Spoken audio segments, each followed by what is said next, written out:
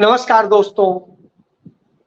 आखिर आरएसएस राहुल गांधी से मिलना क्यों चाहता है और क्या श्रीमती इंदिरा गांधी में प्रियंका गांधी का अस्क नजर आता है? क्या वह विजन नजर आता है? क्या राहुल गांधी महात्मा गांधी की तरह संत की भूमिका ही अदा करना चाहते हैं? और क्या भारत की राजनीति में जो हो रहा है, ऐसे में जो वैक्यूम क्रिएट हुआ है, उसको प्रियंका गांधी भरने जा रही हैं? जी हां, आज यही विषय। अब आरएसएस राहुल गांधी की जन जन में बढ़ती स्वीकार्यता, उनके प्रति लोगों के मन में पैदा हुए सद्भाव, सम्मान से इतना घबरा गई है कि वह राहुल गांधी से मिलना चाहती है। आरएसएस राहुल गांधी की स्वीकार्यता चाहता है। कथित तौर पे दुनिया के सबसे बड़े राजनैतिक दल को संचालित करने वाले आरएसएस की यह हालत हो गई है। यह हालत हो गई है कि नागपुर अब घबराने लगा है राहुल गांधी के नाम पर।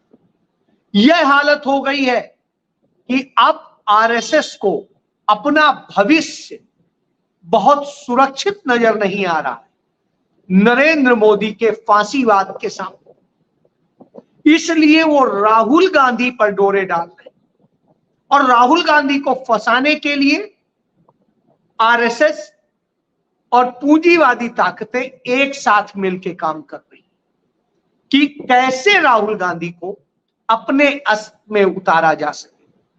जी हां, आपको याद होगा मुकेश अंबानी के बेटे, छोटे बेटे की शादी थी। उस शादी में मुकेश अंबानी अपने बेटे के साथ यदि किसी एक शख्स के पास में पूरे हिंदुस्तान में गए थे निमंत्रण देने घर पर, तो सोनिया गांधी और राहुल गांधी। हालांकि राहुल गांधी से उनकी मुलाकात नहीं हो सकी थी क्योंकि राहुल गांधी ने कहा नहीं, मैंने आम जन के पास पटेल नगर जाने का फैसला किया तो मैं वहां जाऊंगा, मैं किसी पूंजीवादी का इंतजार नहीं कर सकता और अपने चाहने वालों को इंतजार नहीं करा सकता। उधर श्रीमती सोनिया गांधी ने भी उन्हें 10 मिनट में रवाना कर दिया। अब आप सोचिए, उन्हें उम्मीद थी, उनकी आंखें ढूंढ रही थी जिस शख्स को भारी भीड़ में, जिसमें प्रधानमंत्री भी थे और देश के तमाम सत्ता पक्ष के और विरोधी दलों के नेता भी थे, प्रमुख भी थे, पूर्व मुख्यमंत्री भी थे, मंत्री भी थे, लेकिन एक ही परिवार का कोई शख्स नहीं था, वो गांधी परिवार है, गांधी नेहरू परिवार। तो आप सोचिए, अब उसमें नहीं वो ट्रैप में आए। अडानी ने बड़े ट्रैप लगाए, उसने बड़ी कोशिश की कि कैसे राहुल गांधी से मिल लिया जाए और उसके लिए उसने तमाम तरीके अपनाए। बहरहाल हर तरीका फेल रहा। अब आरएसएस वह काम करना चाहता है। आरएसएस चाहता है कि राहुल गांधी से एक बार बात हो, हम राहुल गांधी को चीफ गेस्ट के तौर पे नागपुर बुलाएं, हम राहुल गांधी की बात सुनने को तैयार, राहुल गांधी एक बार हमें बुला ले या हम उनके पास, वो हमारे पास आ जाएं। तो इसके लिए मोहन भागवत और दत्तात्रेय हसबोले समेत तमाम सारे लोग उनके लगाए गए हैं कि इस दिशा में काम करें, लेकिन अब तक बात बन नहीं पाई, बात बनेगी भी नहीं, क्योंकि राहुल गांधी उनमें से नहीं है जो दो जिंदगी जीते। राहुल गांधी जो कह देते हैं वो करते हैं और उस पर समझौता नहीं करते हैं। यह पूरा देश पिछले 2 दशकों में देख चुका है, जान चुका है। तो आरएसएस आखिर बुलाना क्यों चाहता है?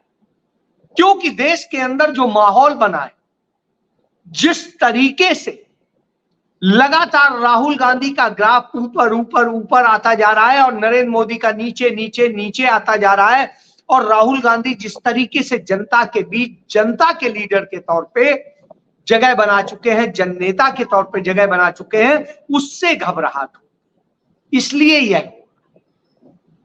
बहरहाल ये खेल तो सदैव चलते रहे। यदि आप इतिहास को खंगालिए, श्रीमती इंदिरा गांधी ने भाऊराव देवरस को, जो आरएसएस के प्रमुख थे, जब इमरजेंसी लगाई उन्हें जेल में डाल दिया। यागदा जेल में वो बंद थे। उस दौरान उन्होंने श्रीमती इंदिरा गांधी को एक चिट्ठी लिखी और कहा कि आपका आपातकाल असल में अनुशासन स्थापित करने के लिए है। हम इसका समर्थन करते हैं और हम मानते हैं कि इसके जरिए आपने देश को बचाने का काम किया है, इसलिए हम आपका साथ देना चाहते हैं और इसलिए हमें, हमारे लोगों को जेल से रिहा कीजिए, हम आपके लिए काम करना चाहते हैं। आप समझ सकते हैं कि क्या स्थिति होगी।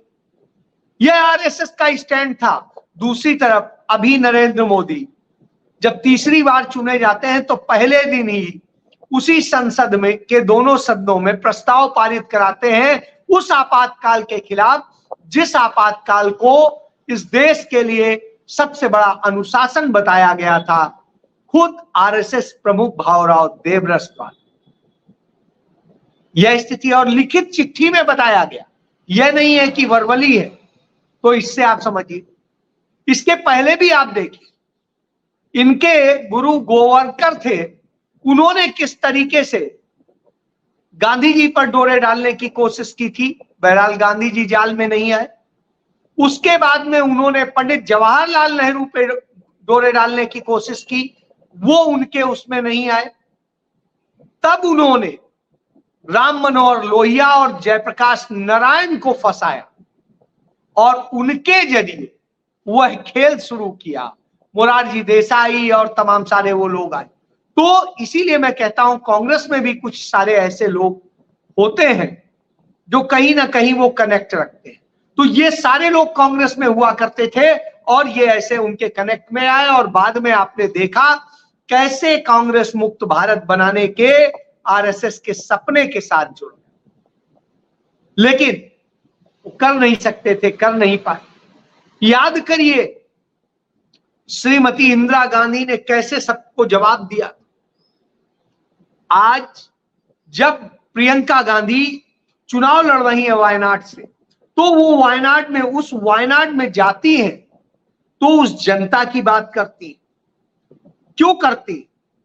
क्योंकि आज जनता के साथ जो हो रहा है वो चिंता का विषय। वो कहती है मैं अपनी जिम्मेदारियों को समझती हूं। जब मैं यहां पर आई और मैं सुनती हूं, आप सबको देखती हूं और जानती हूं कि आपके मन में मेरे भाई के लिए कितना प्यार। जब इस पूरे देश में मेरे भाई को छोड़ दिया था, उसको के साथ धोखा किया था, उस वक्त आप उसके साथ खड़े हुए, आप उसके साथ लड़े, उसके विचारों को ताकत दी। जब सबने मुंह मोड़ा, आप साथ में थे। तो इस देश को चलाने का आपने साहस दिया। यह कहता है कि आप सिर्फ हमारे मतदाता नहीं हैं, हम आपके सिर्फ प्रतिनिधि नहीं हैं, आप हमारे सिर्फ कार्यकर्ता नहीं हैं, बल्कि आप हमारे परिवार का हिस्सा हैं और हम एक परिवार हैं। आपके बिना वह परिवार पूरा नहीं होता है। उन्होंने कहा हम एक बड़ी लड़ाई लड़ रहे हैं और उस लड़ाई का जब हम नेतृत्व करते हैं तो आपका सहारा चाहिए। उन सभी मूल्यों के लिए हम लड़ रहे हैं जिन पर यह देश बना है। हम अपने संविधान के मूल्यों के लिए लड़ रहे हैं, लोकतंत्र के लिए लड़ रहे हैं, समानता के लिए लड़ रहे हैं, सच्चाई के लिए लड़ रहे हैं और जो आइडिया ऑफ इंडिया है उसके लिए लड़ रहे हैं। इसलिए यह आप समझें, हम आपके साथ हैं। आप यदि जिम्मेदारी निभा रहे हैं तो हम भी जिम्मेदारी निभाएंगे। मैं यह जिम्मेदारी बखूबी समझती हूं। मेरे भाई ने यह जिम्मेदारी मुझे सौंपी है। अब आप यदि उसमें साथ देंगे तो हम उस लड़ाई को ज्यादा मजबूती से लड़ सकते। निश्चित रूप से आज आरएसएस को, बीजेपी को इसी बात से डर लगता है, क्योंकि हर कोई कहता है श्रीमती प्रियंका गांधी में श्रीमती इंदिरा गांधी का अस्क दिखाई देता है। क्यों दिखाई देता है? पंडित जवाहरलाल नेहरू बड़े लिबरल थे, विचारवादी थे, सोच थी, विकास और सारी चीजों को, सबको एक साथ ले चलने की थी। सब कुछ उन्होंने किया, बनाया, नींव डाली, सब कुछ किया। लेकिन एक वक्त था जब कड़ाई की जरूरत थी, मजबूती से लड़ने की जरूरत थी। पंडित नेहरू इस दुनिया से जा चुके थे, लाल बहादुर शास्त्री इस दुनिया से जा चुके थे। देश भूखा था, उसको रोटी खिलाना मुश्किल हो रहा था। अमेरिका से गेहूं सस्ते में लेने की कोशिश की जाती थी, वो सड़ा सा गेहूं। सोचिए आप, तब श्रीमती इंदिरा गांधी ने हरित क्रांति को जन्म दिया। उसके बूते जो पंडित जवाहरलाल नेहरू ने इस देश के अंदर तमाम बांध बनाए, तमाम नहरें बिछाई, तमाम और काम किए, नेशनल फर्टिलाइजर स्थापित की, दूसरी और खाद बनाने की मशीनें और फैक्ट्रियां लगाई, और उन सब के बूते श्रीमती इंदिरा गांधी ने इस देश को क्रांति दी। उन्होंने भूमि का एक अच्छा बंटवारा हो, इसके लिए प्रीवी पर्स खत्म किया और उन्होंने बंटवारा किया, भूमिहीनों को जमीनें दी, भूदान आंदोलन को गति दी और इस देश को आगे बढ़ाया। फिर उसके बाद में देश को जरूरत थी वैश्विक मंच पर मजबूती के साथ। अमेरिका में राष्ट्रपति निक्सन जैसा व्यक्ति जो नफरत करता था श्रीमती गांधी से, वो उसे कड़ा जवाब देती है। परमाणु विस्फोट करके, परीक्षण करके दुनिया को बता देती है कि हम ताकत बन चुके हैं। जो पंडित नेहरू ने भाभा एटॉमिक एनर्जी शुरू किया था, उसके बूते इस स्थिति में ले आती। श्रीमती इंदिरा गांधी उस स्थिति में ले आती हैं कि पाकिस्तान के 2 टुकड़े कर देती है और भारत को मजबूत बनाती है। श्रीमती इंदिरा गांधी सिक्किम को अमेरिका और चीन के मुंह से छीन के भारत में ले आती हैं और भारत के मुकुट पर एक हीरा जड़ देती है।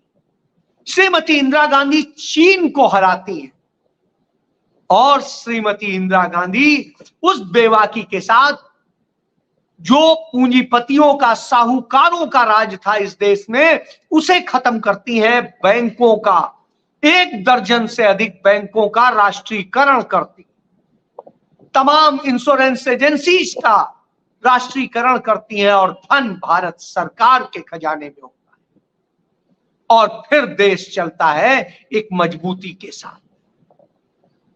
वो सबको हक देने की और सबके लिए काम करती हैं, अंदर हो या बाहर हो। इंदिरा गांधी के खिलाफ CIA, अमेरिका, तमाम देश मिलकर साजिश रचते।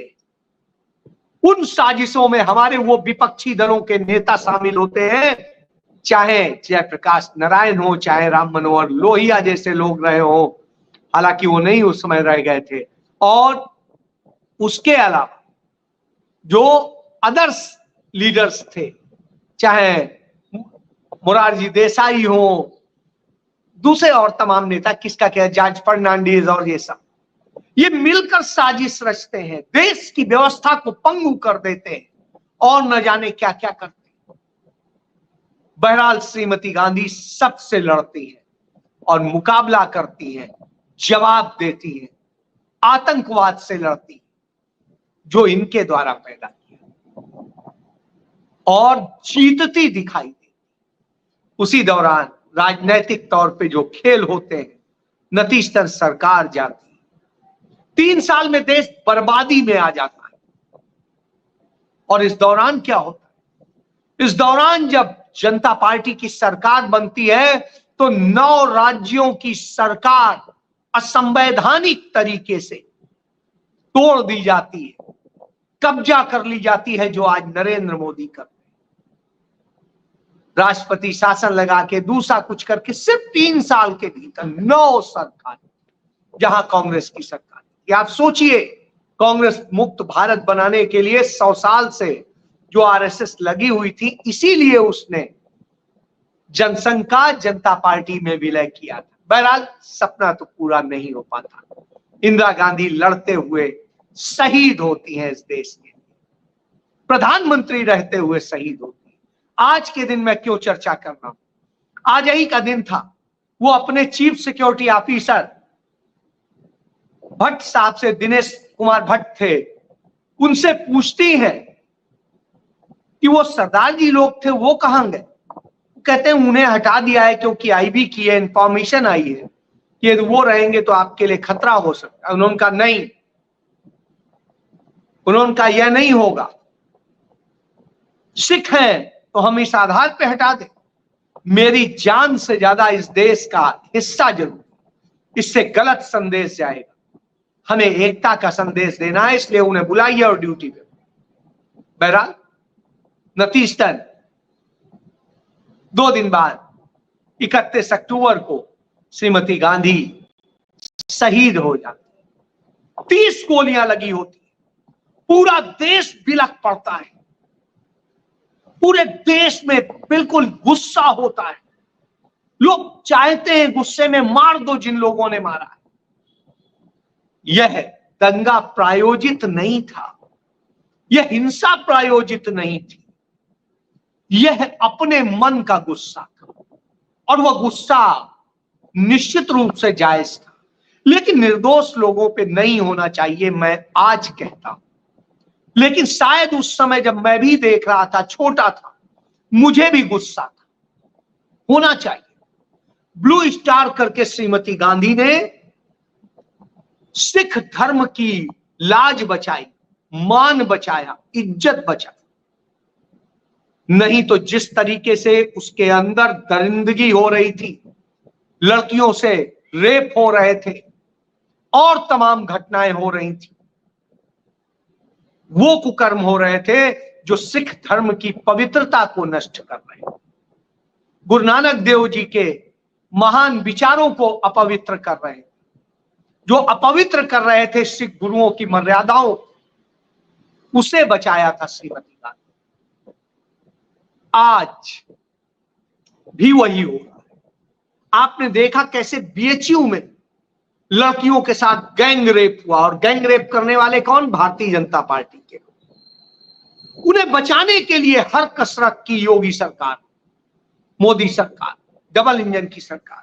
और इसके बाद में वह रोशनी कौशल जायसवाल लड़की, उसको 4 साल से रेप करने की धमकी और तमाम तरह से भाजपा का नेता राजेश सिंह दे रहा था और कर रहा था। उसने 2 थप्पड़ क्या मारे, उस पर उसका पति, उसका भाई, उसके सारे परिजन, वो सब जेल में डाल दिए गए हैं। 43 दिन से वो जेल में।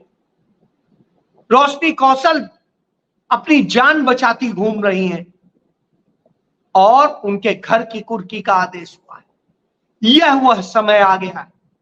इसी के लिए श्रीमती प्रियंका गांधी ने कहा था, लड़की हूं, लड़ सकती हूं, लड़ना चाहिए था। मैं आज ऑन कैमरा कहता हूं, रोशनी को उसे सिर्फ थप्पड़ नहीं मारना चाहिए, रोशनी को उसे मार देना चाहिए। क्योंकि जो व्यक्ति मानसिक रूप से बलात्कारी हो, वो वास्तविकता में कितने बलात्कार करेगा आप सोच नहीं सकते। यह स्थितियां। बहरहाल कांग्रेस इसके लिए लड़ रही है, कितनी लड़ाई होगी वो देखने वाला होगा, लेकिन एक सच की लड़ाई, प्रियंका गांधी इसको लेके। उधर आप देखिए इसी तरीके से रीवा में हुआ। रीवा में भैरव बाबा के मंदिर गई थी नवविवाहिता अपने पति के साथ, आधा दर्जन लड़के उसके साथ रेप करते हैं और रेपिस्ट कहता है मैं भाजपा के मीडिया प्रभारी का बेटा हूं, मेरा कोई क्या बिगाड़ सकता है, जो करना है कर ले। पति के सामने पत्नी से, नई विवाहिता से गैंग रेप होता है। सोचिए आप। और ये सब करने वाले भाजपाई होते हैं आज, सारे कुकर्म करने वाले भाजपा। इसलिए आज प्रियंका गांधी की जरूरत है। तो प्रियंका गांधी जो कहती हैं मुझे अपनी जिम्मेदारी का एहसास, तो एहसास राहुल गांधी गांधी जी की तरह विचारों को जोड़ रहे हैं, लोगों के साथ उनके दर्द दुख दर्द को समझ रहे हैं, और प्रियंका गांधी उस राह पर आगे बढ़ने को संसदीय राजनीति में तैयार। इसलिए यही वजह है, नागपुर में देखिए, नागपुर जो भाजपा का गढ़ है, वहां पर टाटा की एयरबस की फैक्ट्री लगनी थी। नरेंद्र मोदी उसे गुजरात उठा कर ले जाते, नागपुर से छीन लेते हैं, उस नागपुर से जहां से बीजेपी आरएसएस का जन्म हुआ। सोचिए आप, ये नाइंसाफी हो रही, आज ही हुई, और नाइंसाफी इतनी हो रही है कि गुजरात में जो मेवाणी है कांग्रेस के नेता विधायक, वो कहते हैं कि नरेंद्र मोदी जी जवाब दीजिए, आपके इलाके के आईजी और आपके दूसरे जितने लोग हैं उन सबके क्या रिश्ते हैं उन नशे के तस्करों से, उनके क्या रिश्ते हैं उन लोगों से जो यहां वसूली करते हैं, उनके क्या रिश्ते हैं जो यहां की सारी ग्रैपिंग करते हैं, और इन सब चीजों को लेकर जब वो सवाल करते हैं तो जवाब नहीं आ सकता, कोई जवाब नहीं दे पा रहा। लेकिन मेवाड़ी हैं, शेर की तरह से लगे हुए हैं, दलित समुदाय से आते हैं लेकिन लड़ते हैं, और जिग्नेश मेवाड़ी को मैं सैल्यूट करता हूं कि नरेंद्र मोदी के गढ़ में घुस के उनको ललकार रहे। यही तो इंदिरा गांधी कराती थी, और यही उम्मीद प्रियंका गांधी से। तो आप समझिए, तो आज एक परिवर्तन युग की जरूरत है, इसलिए आरएसएस घबराया हुआ, क्योंकि उस दिशा में कांग्रेस बढ़ चुकी है। आप देखना होगा रण कैसा हो रहा है, उसके लिए इंतजार कीजिए। जय